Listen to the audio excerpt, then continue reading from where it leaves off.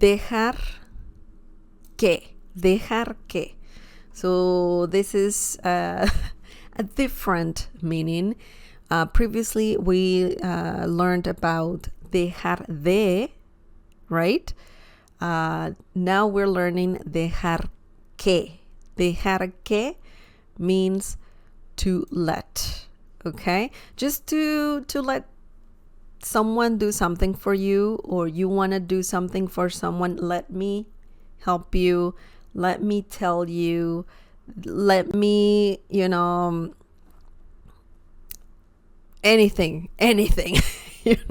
it could be applied to different situations for sure. So let's look at the first example. Deja que te ayude. Deja que te ayude.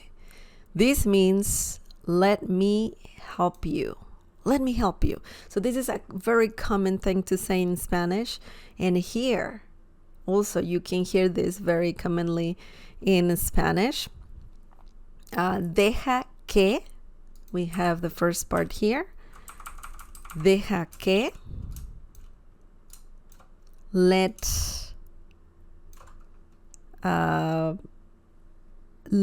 me, well, it's more like let. Te ayude. Te ayude. Me help you. Let me help you. Deja que te ayude. So in this situation, the structure is different. The English structure and the Spanish structure is quite different.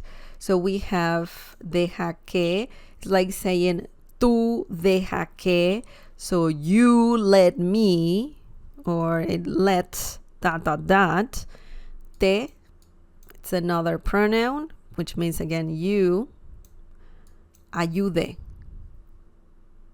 help. Okay, so it's a tricky phrase, tricky sentence, because it's so different from the English one.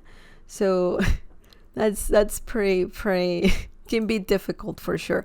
But when you say deja que te ayude, it means let me help you. Okay, tú deja que yo te ayude. So that's pretty much what you're saying, because we don't have the pronouns. It's kind of hard to see what's happening, but it's just, even though it's not said in Spanish, it's like saying tú, okay, you, let me, deja que yo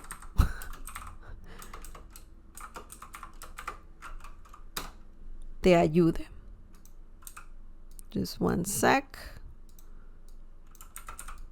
Okay, so tú deja que, you let, yo te ayude, me help you.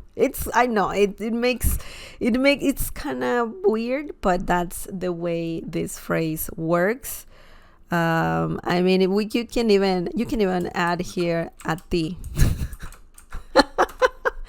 Tú deja que yo te ayude a ti. Okay, so those are the hidden things that you don't see in Spanish, and that's why it might be a bit confusing.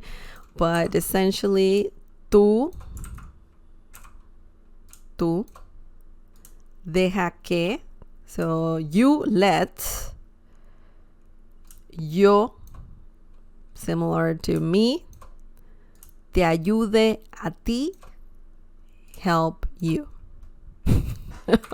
But you don't need all these things, the extra things in Spanish. So that's why sometimes it's confusing. I know it can be confusing, but that's what the sentence means. You can see deja que means let. Okay, let. Let's look at the other example, guys.